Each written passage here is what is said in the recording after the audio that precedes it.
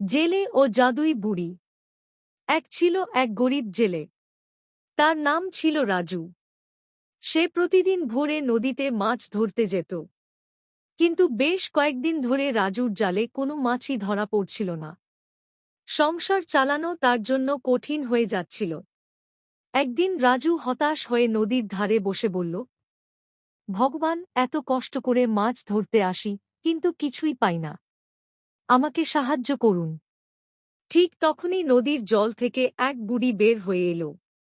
বুড়ি দেখতে অদ্ভুত সুন্দর এবং তার গায়ে জাদুর আলো ঝলমল করছিল। বুড়ি বলল, হে জেলে, তুমি এত দুঃখী কেন? রাজু তার কষ্টের কথা বলল। বুড়ি মুচকি হেসে বলল, আমি তোমার কষ্ট দূর করতে পারি। তবে তার জন্য তোমাকে একটি প্রতিজ্ঞা করতে হবে। তুমি কোনো লোভ করবে না।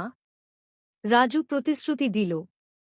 তখন বুড়ি তার জাদু ছড়ি দিয়ে রাজুর জাল ছুঁয়ে দিল আর বলল, এখন তুমি জাল ফেলো। রাজু জাল ফেলতেই অনেক বড় বড় মাছ ধরা পড়ল। রাজু খুশি হয়ে বুড়িকে ধন্যবাদ দিল। বুড়ি বলল, তোমার জীবনে সুখ আসবে যদি তুমি কখনো অন্যায় না করো। মনে রেখো, লোভ তোমাকে ধ্বংস করবে। রাজু সেই দিন থেকে সততা ও কঠোর পরিশ্রমে তার জীবন গড়ে তুলল। বুড়ির কথাগুলো তার জীবনে নতুন দিশা দেখাল। এভাবেই রাজু সুখী ও সম্মানের জীবন কাটাল।